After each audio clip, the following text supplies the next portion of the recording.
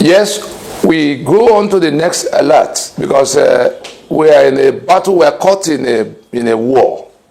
And these broadcasts are battlefield instructions. Those who will listen may be able to save themselves and their own people from the damnation, from the carnage coming their way if nothing gets done. And so we come to the question of this 2023 election that everybody is throwing all over the place. The general overseers in the church asking their people to go and get a PVC. Others saying there are millions of them who will vote in one direction, forgetting that the entry point is controlled by the enemy that has a dog in the fight. Now, we continue to dissect the things that are being done, but which many do not understand.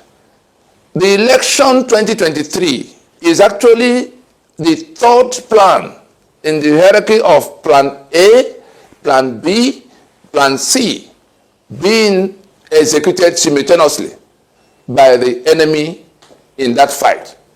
And if you want to know who that enemy is, look at this map again. Look at this map very closely. The caliphate that imposed that 1999 constitution, which tie up the rest of the country, the rest of the land, which confiscate the sovereignties of all, which seizes the assets of everybody, which seizes the right to work those assets, which seizes all the guns in the land. That caliphate that imposed that enshackling constitution, that apartheid-like constitution, are the ones trying to take us to election to save the life of that constitution, which the rest of us in the alliance have defeated. By the constitutional force majeure activation of 16th of December in 2020, we have defeated the 1999 constitution. Everything going on now is that those who were drawing governmental powers and authority, mark the words, powers and authority. And if you want to understand it, you go to section 14.2a to see the relationship between the two. Those who are illicitly drawing powers and authority from the constitution, the fraud of a constitution validated by our signature implanted without reference to us. They are the ones who are trying to save that constitution by going to election that will validate the life of the constitution one more time, that will renew the life of that constitution. The rest of Nigeria, in that alliance of the South and Middle Belt, that want to save themselves from the damnation, from the extermination that is coming upon them, from the conquest that is being executed against them, the ethnic cleansing that has been unleashed against them, are the ones saying they will not go to another election under that constitution, insisting that we must go to transition now to terminate the life of that constitution and to restore the sovereignties of those whose sovereignties have been confiscated by sheer force under the code name Nigeria. The Nigeria we negotiated died in 1966.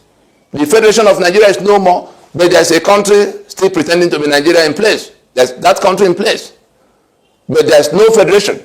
And so the federal government that have been, all the federal governments that have operated since the collapse of the Union Agreement in 1966 have been illicit federal government. We're not at all talking about the personnel who is president. No, we're talking about the federal government of Nigeria in a situation where the federation had collapsed and we are running a unitary system. And so we come back to what are the things, what is this enemy doing? What are the rest of us doing? Like I said before, there is a plan A, there is a plan B, and there is a plan C, which is where the elections come. This caliphate is already in full ferocious swing in their plan A of invasion and conquest. That's their plan A. That they will come upon everybody having laid claim to the entirety of Nigeria, saying that it belongs to them, that they are born to rule others, and that Fulani from everywhere all belong here. such that in the ethnic cleansing campaign we see, sweeping southwards, they want to conquer the place outside what that constitution permits, outside what they have gotten by way of the constitution they impose. Because if they conquer physically, their hold on the land will not be based on the constitution. They know that constitution has been defeated. We are the one, it is the South and the Middle Belt that do not know. They are still hanging on to that constitution. The people who know have since moved on to Sharia in defiance of that constitution that says there should be no state religion.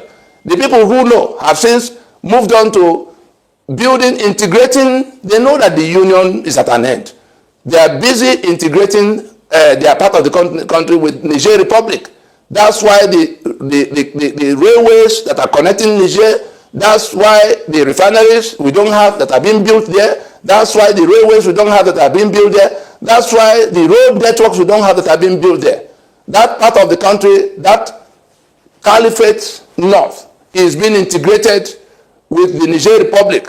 Of course, we know where the Buhari himself told the people that went with him in the cross-border operation at the time he was GOC of the 3rd Division in Jos across the border. He told them that his family originally came from Niger Republic. So we all know, and there's no offense by being of Niger origin, or Abacha being from where he is from, or all the other ones in between. Now, the danger we are pointing out now is that the financing for the heavy infrastructure that is being put in place now is coming from loans obtained in the name of Nigeria by this sectional agenda. Billions and billions and billions of foreign loans that have been deployed to integrate the economy of the Caliphate North with Niger Republic. And those monies are being borrowed against the assets of the alliance. Some of those,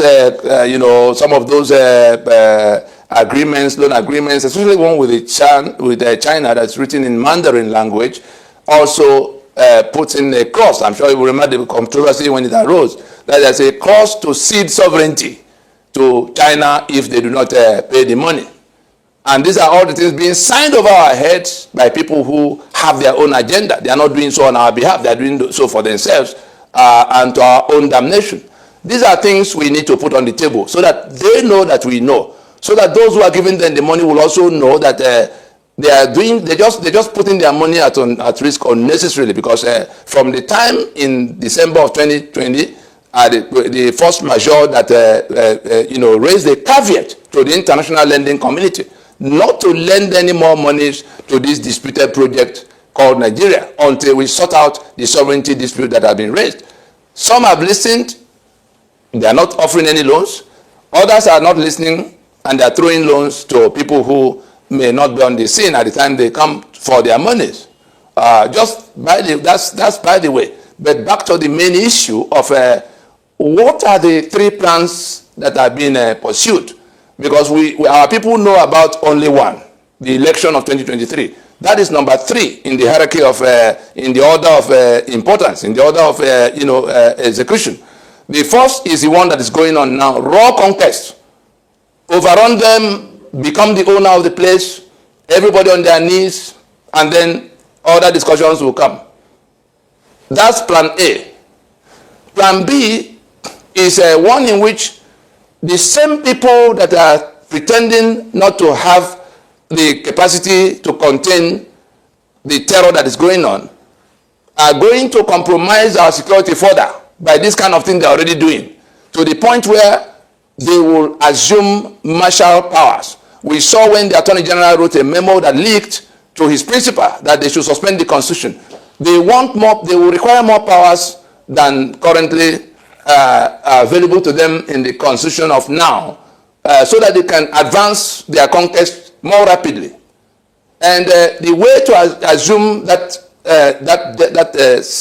depth of power is compromise the security situation to crisis, to chaos level, such that they will say, oh, in the face of what has happened with security, we now declare martial law. They can launch a coup. They can do the kind of thing we saw in Afghanistan. They can just suspend their rights and all of that. That's plan B, and that is closer. The way they are going, the kind of carnage we see may come to where they say, oh, on account of this level of insecurity, we now suspend, all the rights, like we saw in 1984, and all of that. So that is their plan B, and they are working around the clock to get to that, so that they can continue their conquest unchallenged by the inhibitions placed by this constitution, as bad as it is. The plan C, which is now again a decoy for driving the plan A and B, is the election of 2023, by which they have occupied the thinkers and political merchants of southern Nigeria and Middle Belt. Oh, whose turn it is. Meanwhile, even being the plan C, they are third in the hierarchy of options. They already secured the outcome for themselves. They are in control. The caliphate is in control of the two parties. The caliphate is in control of INEC and the military that will, police that will carry the ballot boxes, and the returning officer that will announce who won, those who will count the vote. They are the ones printing the PVC. They are the ones that will give whoever they give. They know the demographics. If you are 10 million in an area and they give you only 3 polling booths, there's a maximum number you can return from that area where you think you have those numbers. They may also give 50 polling booths to an area that has less than 3 million people. And so they get numbers that will outweigh the ones you got from. So these are all the kind of gerrymandering that have been going on in our electoral processes, which is why the results are always baffling. But we are now laying them bare on the table for those who are pinning their hopes on going to win election.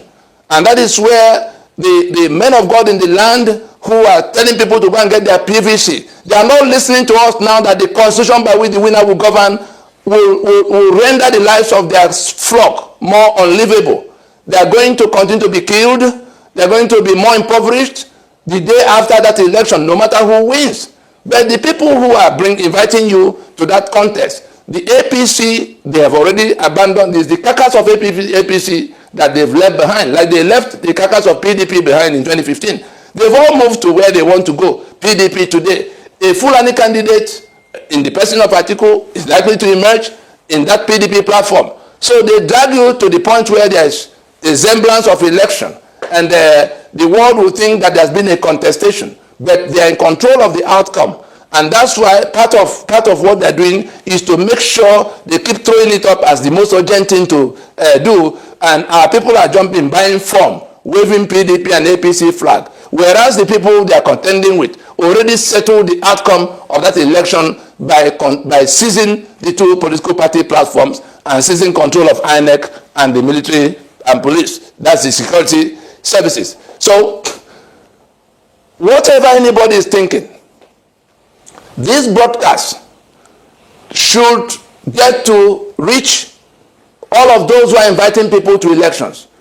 The political merchants, if you know anybody in PDP, from the chairman to the national officers to the governors, all of those who are mobilizing you now, including women leader, church leader, let them see this video, that the people they are coming to compete with already settled the outcome.